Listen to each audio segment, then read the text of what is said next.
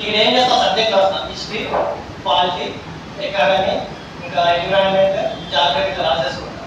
ఒక టెస్ట్ రాసిన full length రాసినప్పుడు ఫుల్ లెంత్ అన్ని అనిపిస్తుంది కాబట్టి ఇట్లా రాసేసుకొని ఏం చేస్తారంటే ఫస్ట్ దీన్ని మళ్ళీ ప్రూవ్ చేసుకొని రైట్ అయినాయి. ఓకేనా? ఇక్కడ ఏంటి మళ్ళీ రాంగ్ అయిన క్వశ్చన్, ఇక్కడ రైట్ అయినా ఇక్కడ రాంగ్ అయినా మళ్ళీ నేను ఏం చేస్తా అంటే పక్క అక్యురేట్గా కరెక్ట్ అయినా ఏంటి, నేను ఎడ్జెస్ పెట్టిన ఏంటి, గ్రూప్లో కరెక్ట్ అయినా ఏంటి. ఓకేనా? ఇట్లా చీప్ ప్రిపేర్ చేసుకున్నాను. అక్యురేట్గా నేను పెట్టిన ఏంటి కరెక్ట్ అయినాయి, మళ్ళీ గ్రూప్లో ఎన్ని కరెక్ట్ అవుతున్నాయి, మళ్ళీ ఎడ్జెస్ పెట్టిన క్వశ్చన్స్ ఎన్ని కరెక్ట్ అవుతున్నాయి, ఇట్లా చేసుకున్నాను. అది ఇప్పుడు రాంగ్ అయిన క్వశ్చన్స్ ఉంటాయి, అట్లా ఎట్లా ఉంటాయి, సిలీ మిస్టేక్స్ ఉంటాయి కొన్ని. అంటే మన క్వశ్చన్ కరెక్ట్ చెప్పాం, ఆన్సర్ తెలుసు, మళ్ళీ ఇప్పుడు ఇక్కడికి వచ్చిన తర్వాత అదే అనుకుంటాం. సో అట్లాంటి క్వశ్చన్స్ ఎన్ని పోతుంటాయి. నెక్స్ట్ మనకు తెలిసి కొన్ని తెలియని సబ్జెక్ట్స్ ఉంటాయి, కొన్ని టాపిక్స్ ఉంటాయి చదవలేము అవి, అలాంటి క్వశ్చన్స్ కూడా మనకి ఎగ్జామ్లో వస్తాయి. సో అవి మిస్ అయినాయి, ఇవన్నీ నోట్ చేసుకుంటాం. ఇట్లా వన్స్ ఒకసారి ఎగ్జామ్ అయిపోయిన తర్వాత ఇప్పుడు ఎగ్జామ్ నేను 2 hours రాస్తే నా అనాలిసిస్ 3 hours ఉంటుంది. అంటే ఒక ఎగ్జామ్కి నేను 5 hours స్పెండ్ చేస్తాను. ఒక ఎగ్జామ్కి 2 hours ఎగ్జామ్ వస్తే 3 hours ఉంటుంది. సో దీంట్లో ఇలా చేసుకోవడం వల్ల ఏమవుతుందంటే ఫస్ట్ అది నేను కొన్ని తప్పులు చేస్తాను. సో డైలీ మార్నింగ్ ఏం చేస్తాను తెలిసిన తర్వాత నేను చూసుకుంటాను ఏమేమి మిస్టేక్స్ అయినా. నెక్స్ట్ ఎగ్జామ్ బయటప్పుడు మళ్ళీ చూసుకుంటాను, అప్పుడు ఈ క్వశ్చన్ రిపీట్ అవ్వదు. మళ్ళీ నెక్స్ట్ టైం బయట సేమ్ ఇదే ప్రాసెస్ చేసుకుంటాను. లాస్ట్కి వస్తే నాకు ఇక్కడ ఏమవుతుంది, ఇక్కడ 0 కావాలి మిస్టేక్స్, సెల్లింగ్ మిస్టేక్ 0 కావాలి, తెలిసిన క్వశ్చన్ ఏమేమి పెడుతున్నానో 0 కావాలి. కొందరు ఏం చేస్తారంటే ఆన్సర్ అంతా తెలుసు, క్వశ్చన్ కరెక్ట్ 0, కరెక్ట్ ఉంటుంది ఇన్కరెక్ట్ ఉంటుంది. వాడు ఇన్కరెక్ట్ అడుగుతామో కరెక్ట్ పెట్టేసి వస్తాం. సో ఇట్లాంటి క్వశ్చన్ కూడా కొన్ని ఉంటాయి. సో ఇవన్నీ మీరు ఎప్పుడైనా ఎగ్జామ్ రాసినప్పుడు సార్ కూడా కండక్ట్ చేస్తుంటారు కదా test. So full test conduct చేస్తున్నట్టు సిరీస్గా.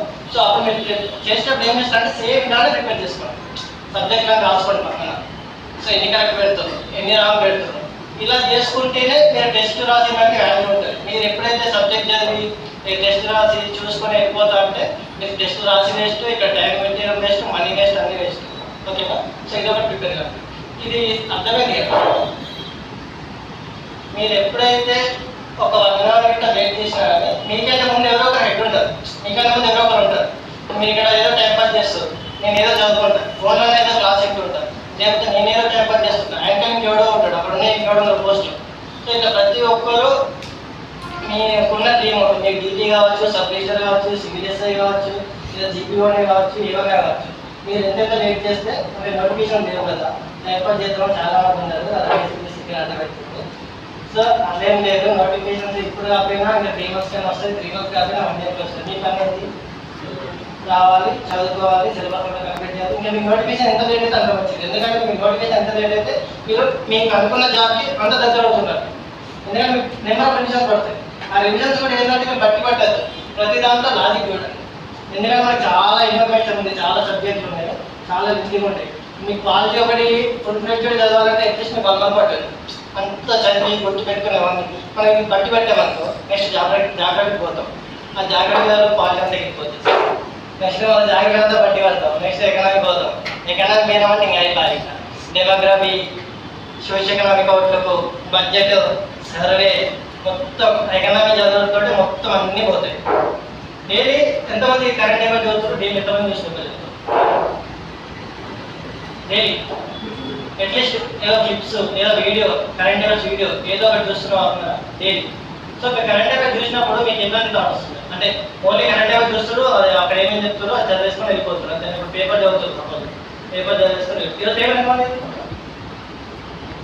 ఈరోజు నేను ఫస్ట్ టైం నేను బస్లో వచ్చి చదువుకొని వచ్చాను.